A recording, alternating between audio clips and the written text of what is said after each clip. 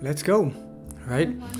So apparently, Book Talk and YouTube has been popularizing certain books, and one of those books that I've been seeing like all over the place is The Seven Husbands of Evelyn Hugo by Taylor Jenkins Reid. And it's been on my list for a while, right? But we're finally reading it. This is finally happening. I had no idea what it was about. You know, I had never heard of the author, but we have a very special guest today. We're going to be reading it along with her, and I hope you like it. So stay tuned. We're going to be checking out today The Seven Husbands of Evelyn Hugo by Taylor Jenkins Reid here on Litscapes. All right. Welcome to Litscapes once more, everyone. Thank you so much for being here. We have a special episode today. I am joined here for this last chapter episode by my good friend and former student, Cecil Gomez. Thank you so much for being everyone. Here. Thanks for having me here. I'm really excited to do this too. I mean, oh my gosh. You wanted it. You wanted to be here. I wanted to be here, and I started reading knowing that I was going to be here. Mm-hmm. So I don't know. I'm feeling really excited. It's good. It's happy that you're here. This is what we're reading, everyone. Yeah, we are reading Seven Husbands of Evelyn Hugo by Taylor Jenkins Reid, chosen by you, Cecil. So if you wanna, we can start off with you telling us what led you to choose this book. Okay, I actually chose this because I heard about it a lot, and I mean TikTok and YouTube and all of that. I mean, social media right now is really strong, and also with books, a lot of reader people are into social media and all this, so I saw it like everywhere. But this is one of those books, no, that's appearing a lot on Book Talk, Bookstagram, Booktube, book everything. Yeah, book everything, right? And it's been particularly popular amongst younger readers. Yeah, I don't feel like it's young adult. Yeah, no. I don't think it is, but it's more like directed to young audience. Mm-hmm. You know, it's aimed for the young people, and I heard a lot of this book, and I heard that it was really good, and I mean a lot of good reviews. I'm gonna be honest, I haven't read any review or saw any complete review with spoilers and all of that, because I don't want those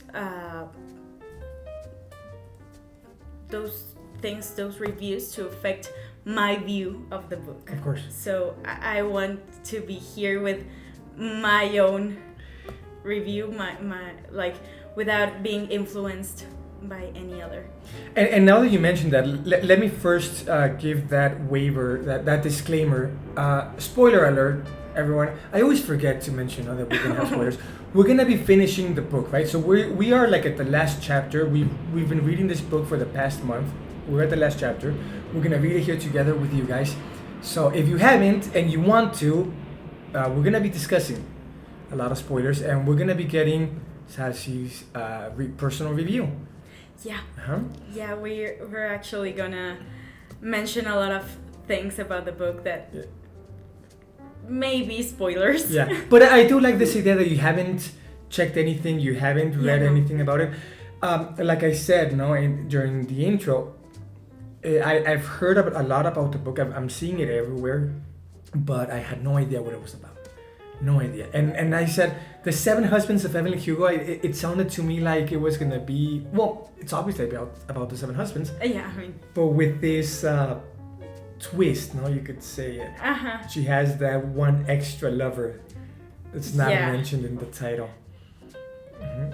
You thought that it was going to be that? No, I remember you had mentioned, and it was you who taught me this acronym of WLW, right? Yeah. And you explained it, and I even went out and mentioned it in our queer literature episode. I mentioned, WLW. A student taught me what that means, and so I mentioned that. I had no idea. I had no idea that it was going to be about that. Really? Yeah. I mean, as I heard a lot of that book, I knew it was gonna be about that, but I really didn't know at what point and to what extent this lover was gonna be in her life. And now that I know that she was actually really in her life. Like, it was not just an affair or something like that. So we'll get into it in a bit, but before we get into the actual book, tell me, I know that you were having some trouble getting through some books, just reading in general. Yeah, actually, I mean, during pandemic, I read a lot, mostly online things and that stuff, not so much of physical things, you know. Ebooks. Yeah. And I read a lot, but then pandemic was over, and I was like with school and all this stuff, and you know, it was hard for me to find time to read, not because I didn't have time. I mean, of course I didn't have like that much time I had in pandemic, but mostly because for me, finding the courage to get up and read a book is really, I mean, it's hard for me, you know. But I always saw you as a reader, someone who enjoys reading. I do enjoy reading. I mean, during the reading, I can be hours reading and all that stuff. But like finding the courage to get up and pick up a book takes me time. Okay. So yeah, it was hard for me to like this transition from pandemic to non-pandemic, but we're not like completely face to face yet. Yeah. It was kind of hard, and I stopped reading. Oh my gosh. And I mean, with school books and all that, I mean, yeah, it's very different, right? I mean, we started working together, right? I started giving you class in your junior year, psychology.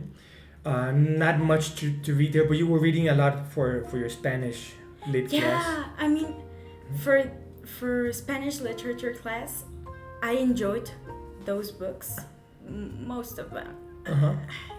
Most of them. But it was easier than English literature. I don't know why. Okay. I always thought that my problem was the language, because I always told everyone like, for me it's hard to read in English, and you know, but I read this in English and it was really, really light. Okay. It was no problem for me at all. Well, also in your senior year, we had again English lit. Yeah. And we read Great Gatsby. We read The Bell Jar. I don't know if you had any issue. I know, for example, Virginia Woolf was really tough, right? And you had, most students had issues with On the Road, right? Jack Kerouac. But The Bell Jar. Do I have to be completely honest with you? Not even The Bell Jar, really? I mean, I feel like you would have really enjoyed it. I read half of Great Gatsby. Okay, it's more than most people. And that's it. I didn't read The Bell Jar. I didn't read and the On the cat's Road. out of the bag. I'm so sorry. Speaking of cat, all right, well, I'll mention the cat later. But... Oh, I feel like you're disappointed. No, but it's good because you were going precisely through this reader's block. Yeah. Right? And you were struggling to get out, and school books are not going to get you out of that slump. But I did try with Red, White, and Royal Blue. I started it on 2021. and I finished it until 2022. Like it took me Took you. 1 year, I think, like 1 year and 3 months. And it's not a something like hard that. read. I mean, Or- it's not a hard read, but it has a lot of politics in it. I'm not really into politics, so Okay. I think it was that thing that made it hard for me. The politics, that but the one. story itself is really good. Mhm.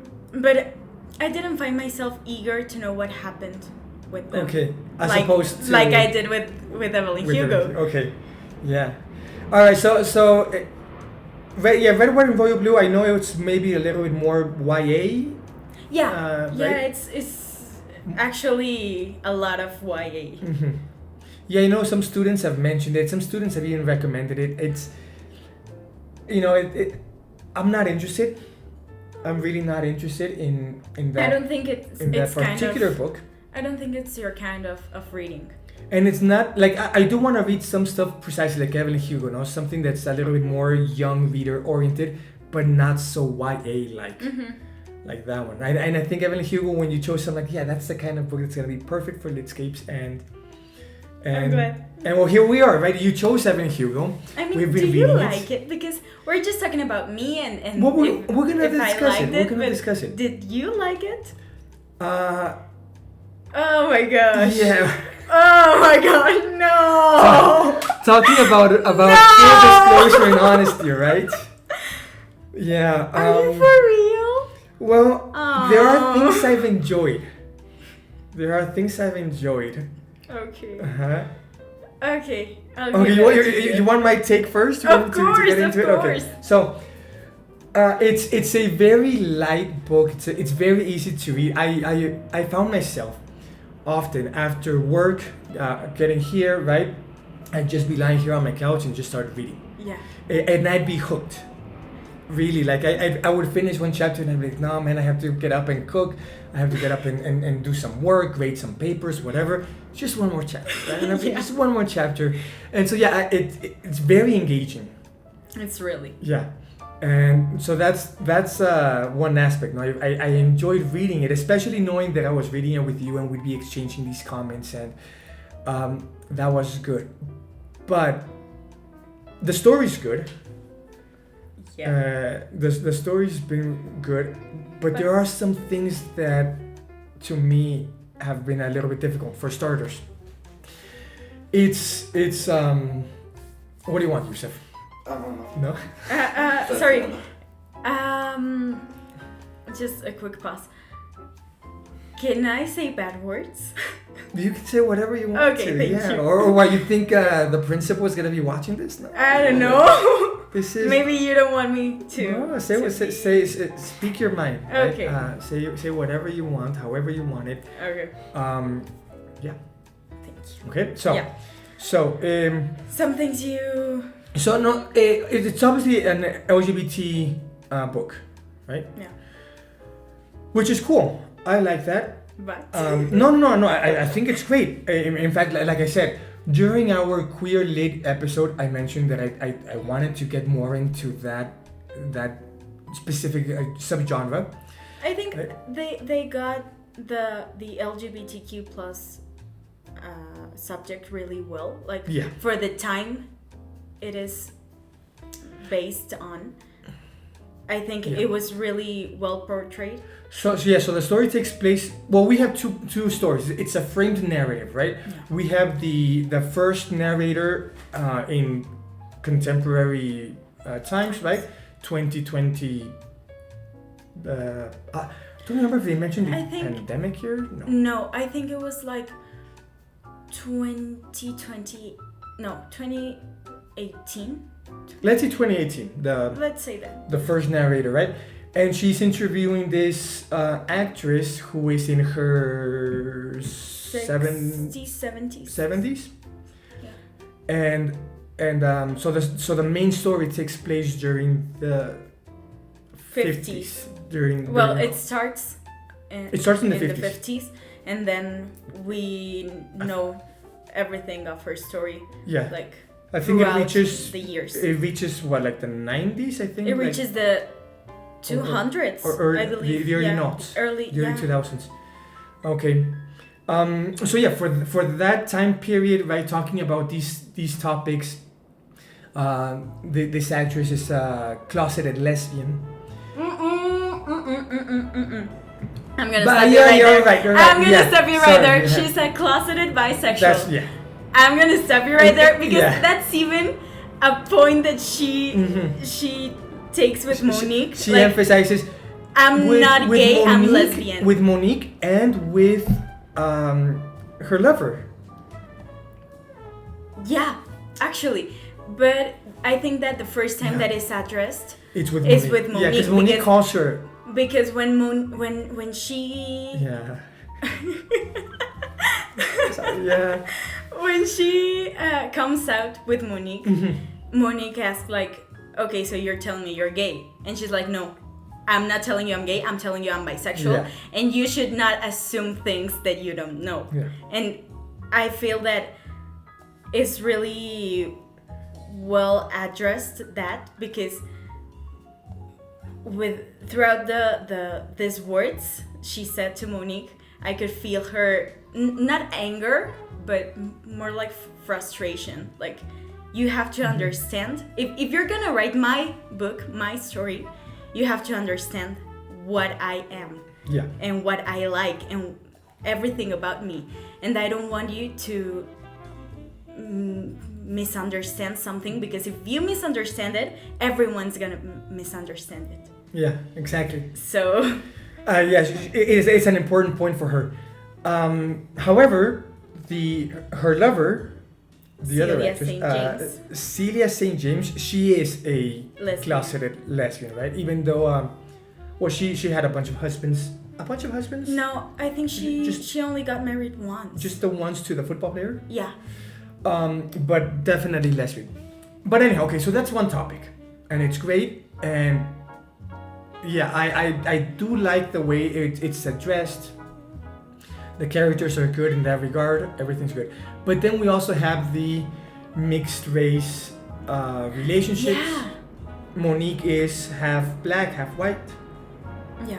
Evelyn is No, she's Monique is half half black, half white. Yeah. Monique. Evelyn is half Latina. She's half, right? Puerto yeah. Rican. She's half Puerto Rican? Cuban. She's half Cuban. Yeah. And so that's just kind of like addressed at some point, but I felt it a bit forced. Like, let's just mention all these social issues we can.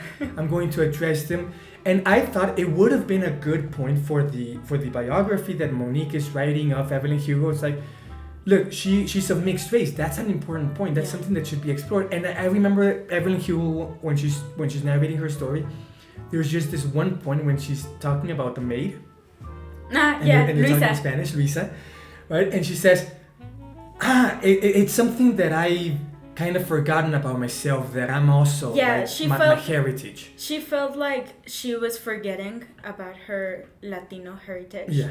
And she wanted, like, she continued having Luisa around as her maid because she wanted to prove herself that she was able to reconnect with her culture, with her heritage. Yeah. And I mean, I felt that like, girl, you don't have to, I mean, you don't need to have somebody to remind you what you are. You can do that by yourself, you know? You can remember who you come from, where you come from, and who you come from, just by looking at the mirror. Yeah. And that's you say, like, it should have been an important point, and especially since Monique is also of mixed race. But we get one paragraph, and then it's just kind of like, okay, let's forget about that, right? And we get these other social issues. That I are just also kinda like, feel that this race thing was also a bit. I didn't feel I didn't feel that forced. But I really feel that it didn't have enough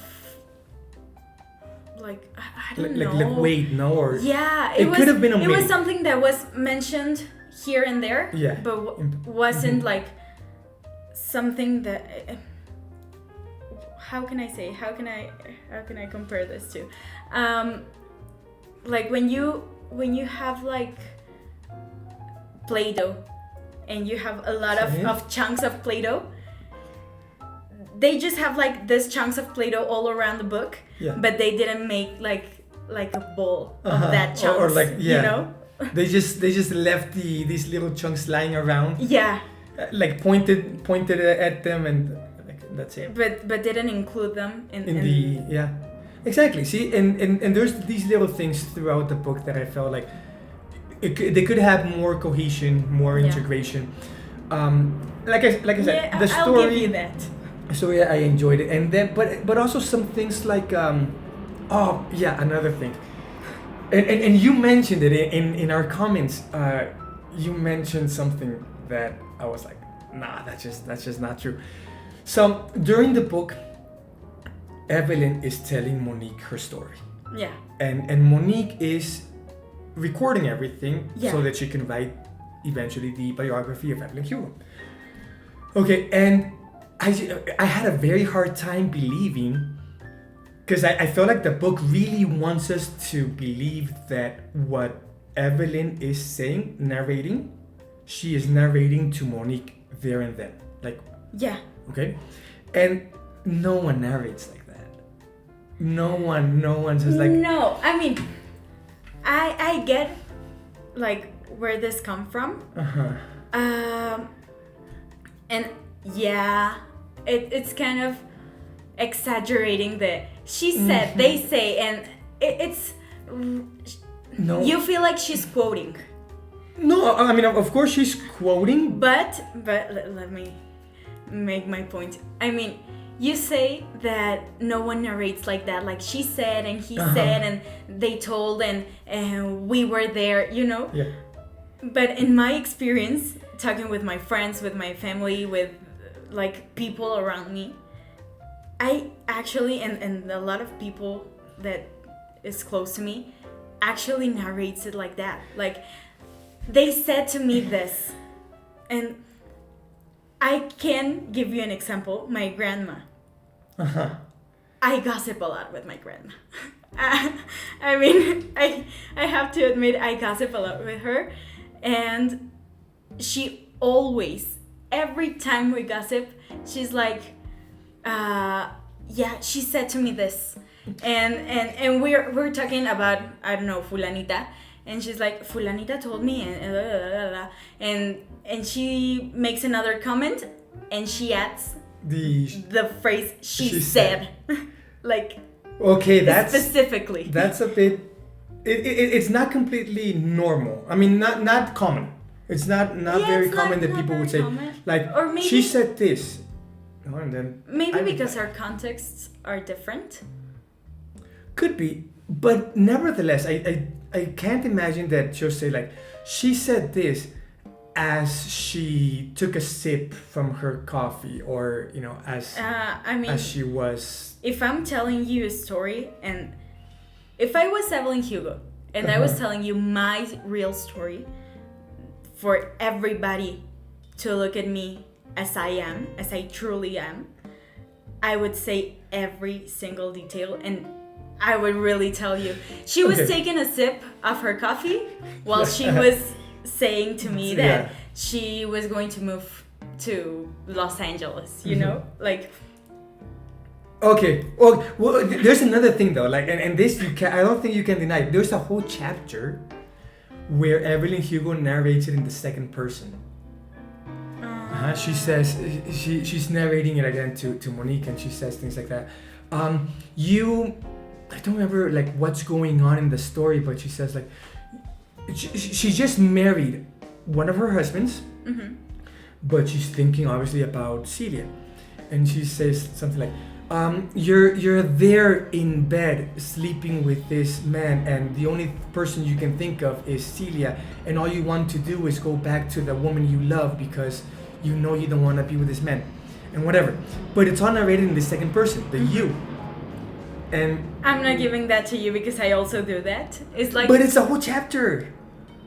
but still, It's the whole chapter of the. but still, like, it's narrating.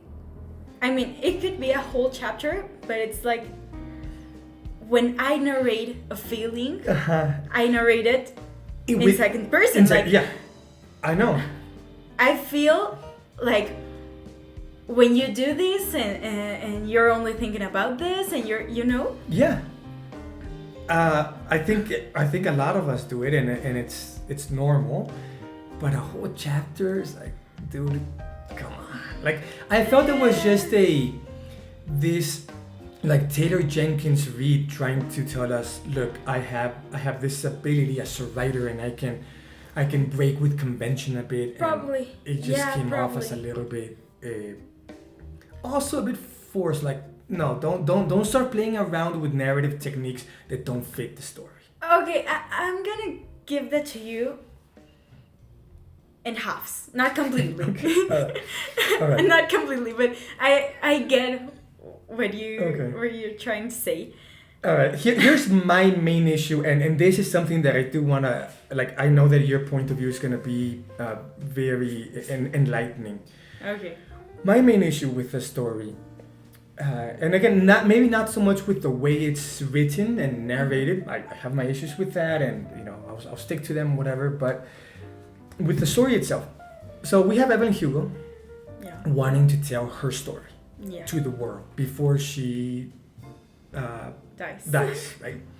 And disappears. What you want to? No, before she. I wanted to before she. Passes, and then I just wanted my voice to drift slowly, right? And okay, before she dies. We can redo this if you want. She's telling her story before she passes into legend. Oh my gosh! And she chooses Monique for her biographer. So far, so good.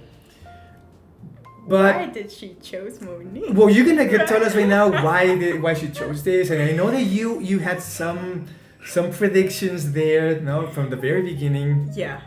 We'll get to that, but my problem with this is that Evelyn Hugo is narrating her life, and it's entire. Yes, she wants the world to know about her love for Celia. Yeah. The fact that she was a bisexual. Thank you. Right, and how that, I don't want to say that defines her, because I don't think sexual orientation defines anyone. No, but it's part of her personality. It's part of her life, right? And it's important.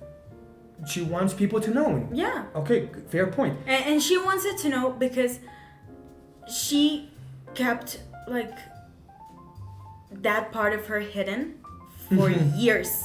And she kept not just that part of her, but her love for Celia hidden. And I think that in the book, that is really important, because Celia is also it's always telling her, like, if you really love me, why can't we tell the world? Yeah. And I'm gonna say that it really, really pissed me off. Like, bro, do you get which year you're in? Like, you can't come out without being in jail right now. And if you come out, you're both gonna lose everything you have. And even though you are a real good actress and you have your movies and everyone loved you, when you come out, that's gonna be ruin your careers. Like in the trash. Everyone's gonna forget how good you are just because you like women, And it really pissed me off that Celia was so she was really hoping that Evelyn lose everything she worked for, because you think Evelyn, Celia wanted? Yeah, because I don't think Celia wanted it like consciously, but she wanted to be free with Evelyn and to have like her love out in public. Yeah. But a lot of times during the book, I was like, please put your feet in the ground, touch some grass. Yeah. Like, you can't just come out to the world like that. Because, I mean, 60s, 70s, you can't do that. The world wasn't ready, Baby, especially no. the show business, right? Yeah, and I mean, Yeah. there was this point of the book that I was really, I had this anger crossed because Celia, everything Celia had in all her career was something she did kind of for fun, because back home she had parents and she had a house and she had money for a living. But Evelyn left everything she had. I mean, she didn't have a lot, for starters. She didn't have a lot. She had an alcoholic dad who molested her. That's another thing. That's another issue that's thrown in here. She was in Hell's Kitchen, suffering. Right. And she worked really hard. New York, for those of you who don't know Hell's Kitchen, right? She worked really hard to be where she was. And I mean, it's gonna sound really bad, but practically she sold herself for that position in Hollywood. Oh no, yeah, she did completely. I mean, she was with Ari. Ari, the first director, the first producer. The first producer. From she was Paramount, with him. I think. No, Paramount was was later. next, yeah. Sun. A made-up studio. Yeah, it was Sun. It was It was something about the sun. Some film, Sun Pictures, Sun. I don't remember. It was something about the sun. That's something I liked about it. That's where she met Harry. Yeah. And Ari was a producer at that studio. I think Ari was the director. Harry was the producer. Ari was like the head of the studio. But he directed the films. Yeah. And Harry produced them. Harry produced and that's them. what they mean, yeah. Yeah. And she was with Ari. Yeah. Just so she could get a part in the movie. Yeah. And that's why she got Little Women. For being with Ari. Yeah, that's right. Which was her second film, because first she had done some things here and there, but and that was her main. She was nominated. Yeah. For Best Actress. Yeah, she didn't win. Celia won. Celia was. Celia won Best Actress. Was Beth. Celia was Beth. And Evelyn was the protagonist. Yeah. Joe. But yeah, taking all this, Evelyn left everything she had. I mean, the very little she had, she left for being an actress, and there was no way she could not live without being an actress, because if we can recall, she didn't know how to do anything else. Yeah. But in fact, we can go further back and remember her first husband. She married him so she could get to Hollywood, to Los Angeles. And she sleeps with him. She sleeps with him, and then she annuls because the studio helps her to do the annulment, so she can marry the co-star. Yeah. Right? Guy. That guy was the worst. Yeah. What was his name? Because obviously that's from the Seven Husbands. I think that guy was the worst. I mean, it was. I'm gonna tell you. Let's see who finds it first.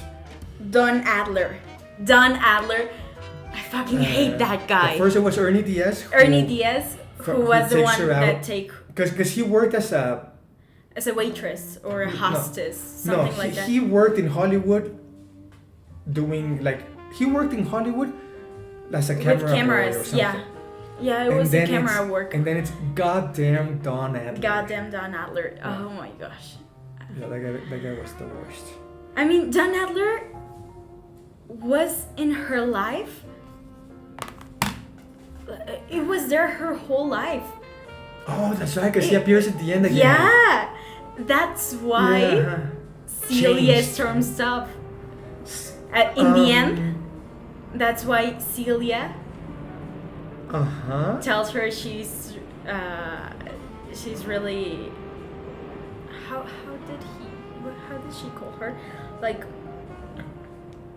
something like selfish, like Celia told Evelyn that she was selfish for not consulting her for that About Don Adler?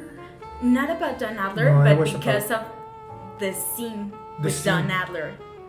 The Was porno it, scene. Was it with Don Adler? That It scene? was with Don Adler. Uh-huh. I mean, the director, the French director, The French director, yeah? asked her like, "Hey, Yeah. you want to do this and come here, but make sure you want to, because your co-star is Don Adler." And I think that's the second breakup, Yeah, right? I think it's the last.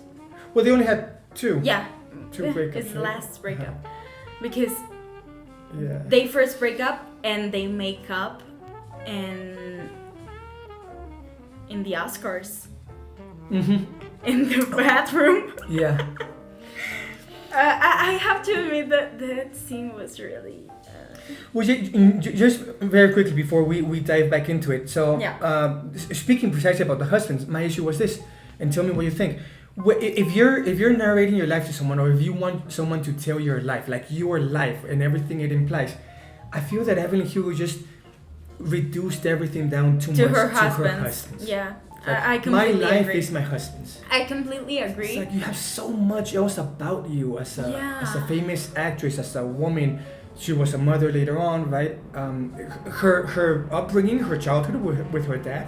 Yeah, Dude, I there's mean, so much there to there's a to lot explore. of juice in Yeah. there, you know. right Uh, to squeeze out. It's like a half squeezed lemon. I mean, It's just the husbands. she just squeezed the husbands out, but it would really be good to know about her childhood, her movies, how Her did she movies.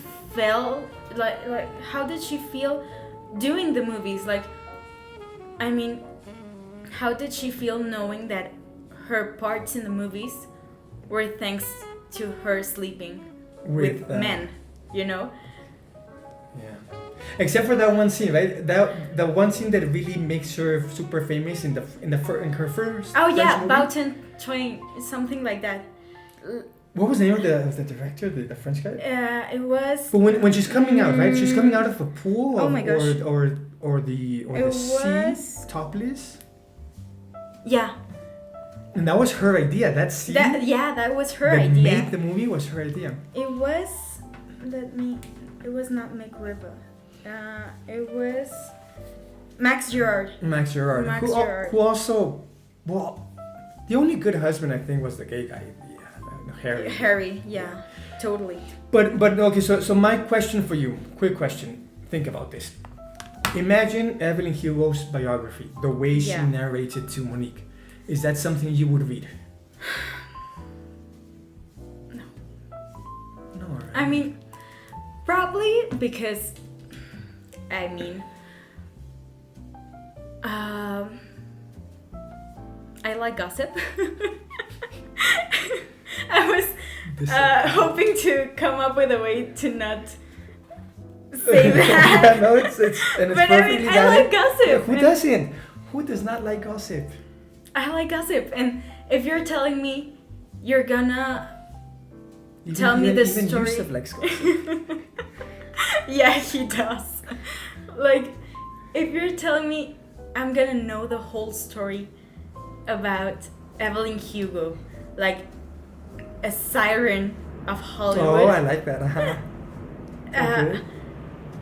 That, I mean, she was mysterious, kind of.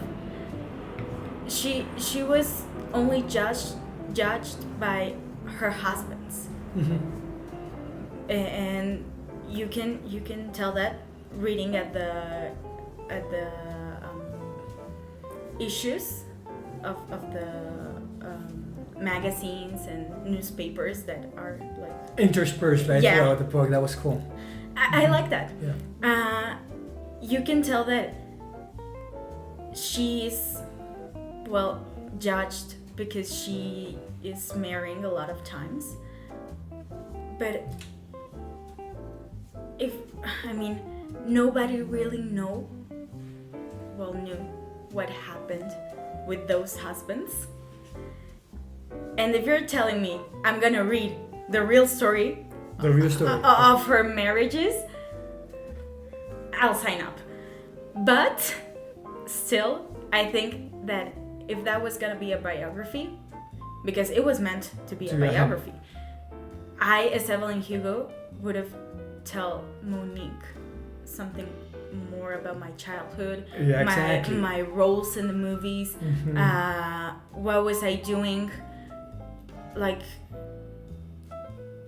separate from the movies and from my husband. Something what was more I doing? Personal. How did I feel with all of that marriages? How did I feel knowing that every part I got was thanks to me sleeping with men?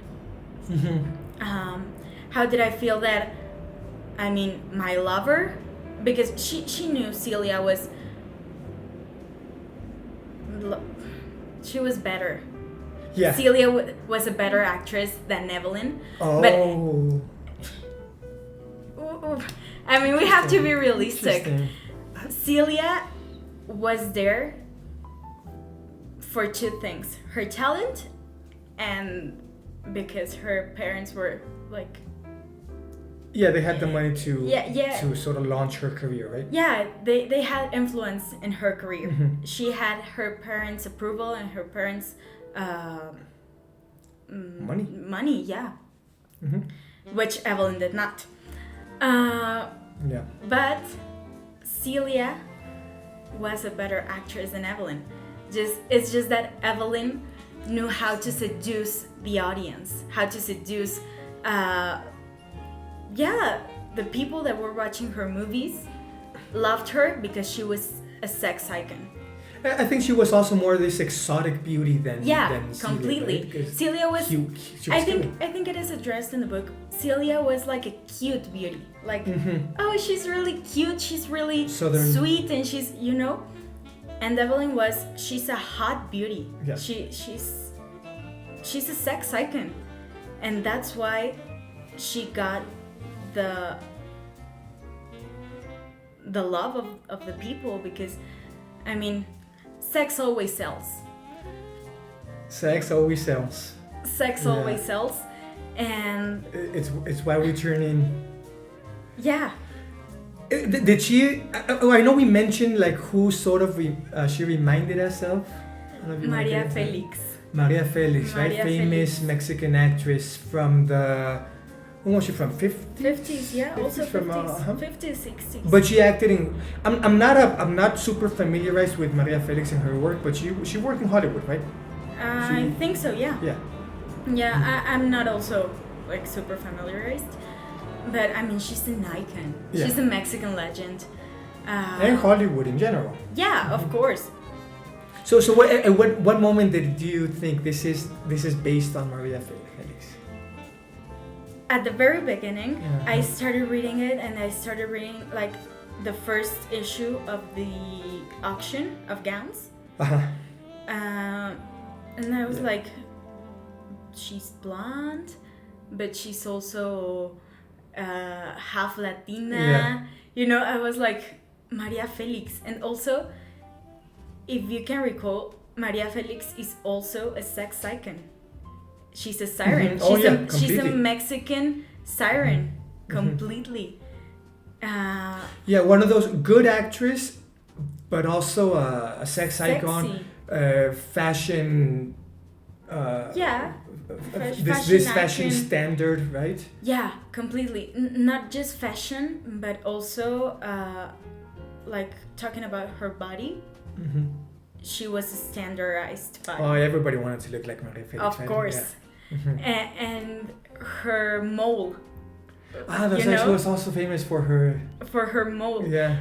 And That beauty if mark. I'm not wrong, I think that they mentioned that Evelyn had a mole. Really? I think so, yeah. And even if you look at the cover? I don't think this cover has it, but there's an alternative cover that portrays like this part of her face, and you can see a mole. Yeah, no, I think I have the same cover that you do. Yeah. Yeah. Yeah, there's a few. But Definitely there's some Maria Felix. Yeah, I also thought about Maria Felix, but then somebody told me, I mentioned that I was reading the book to someone else, to a friend, and she says, yeah, I read the book, and I know that Taylor Jenkins Reid, the author, she wrote this, she wrote... I'm not familiar with her work. There's a Netflix movie or series, I think. Oh, really? Daisy Jones and the Six. Is it Daisy Jones and the Daisy Six? Jones. Yeah, Daisy I Jones think and- so. Which I think is based on, from what this friend told me, it's based on the life of Stevie Nicks from Fleetwood Mac. Oh, okay. And that for this book she did something similar, but now it's based on the actress Elizabeth Taylor. This book. Again, I don't know much about Elizabeth Taylor either, Yeah, but me neither. I also, this sex icon, Hollywood starlet, everybody in love with her. And she Yeah. had a bunch of husbands. I don't know about really? Maria Felix, but I do know that Elizabeth Taylor she married the same guy like 3 times. Oh my gosh. Bunch of husbands, yeah. So there's that as well. That's really good to know. Also, who had a bunch of husbands? From Hollywood? From like the Celebrities? famous world. No idea. I know Elizabeth Taylor had a bunch of husbands. There's gotta be a bunch of actresses Yeah. who have been married a lot, and I think Evelyn Hugo sort of embodies that role of the sex icon, as you say, Yeah, the totally. golden starlet of this era in Hollywood. Yeah, and I mean, I really liked something that she said when she makes the movie again with Max Gerard and Don Adler as her co-star. Max, she says that she's on her trailer, I think she was getting unready after a long day of shooting. And she says that Max addresses her and tells her that he wants to do something like sex related with like in the movie, but she wants something more explicit. And she's immediately down for it because she says that she feels that it's important to portray that women can have sex for pleasure. Yeah. Not to please, but for their own pleasures. And I think this is really good because at the time, sex was just for women to please men. And the scenes like very much highlighted, no, this idea that women were totally there as an artifact almost. Yeah, and I really liked that she wanted to send this message that the fact that the women enjoy sex doesn't mean that they're whores. And I mean, I think nowadays we know that, but not as much as we should. During the 60s, 70s. But still, during the 60s, 70s, even 90s. How dare you, know? Yeah. Think you can enjoy it. Yeah, but I feel that nowadays, even though we know that sex should please both partners, or I mean, both or many, right? Yeah. As many as you want to. Whoever's involved. Yeah. even though we know that, is not something that is really, I mean, it's not talked that much that it should. I mean,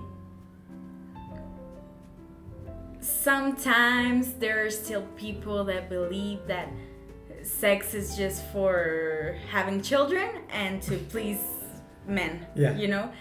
And I think we have a long way to go into that. But I have to recognize that nowadays it's more like openly talked about female pleasure, you know?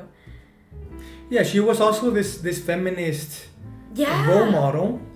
I mean, enjoyed her body, her sexuality. I think she was a feminist without her knowing. Kind of like at first when she starts to fall in love with Celia and all that, you know, and I think at first she was a bisexual without completely knowing or completely, of course. Also the feminist, she wasn't a declared feminist. Yeah, she wasn't like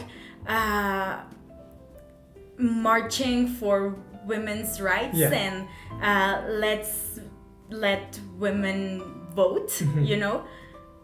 But she was a feminist in her own way. She was, like I said, portraying a lot of ideals of a feminist, but she didn't address herself as a feminist. She was like, I believe these, and I want my audience, the audience that watches my movies, to get that from me. You know, I want them to get this message that I'm sending them, not because she was a feminist, but because she thought that it was important for the society she lived in. So she, as you said, she was not a declared feminist, but I feel that she was a feminist. She embodied the ideals. She indeed was a feminist. For sure. Well, how about we take a quick break, right? Sure. And then we'll come back, and how about we get into the book? I know you had some predictions from the very beginning, and I know you're eager to finally finish it. So let's take a quick break, get a word from our sponsors. We don't really have sponsors yet, but we'll come back and we'll get into finally the last chapter of The Seven Husbands of Evelyn Hugo.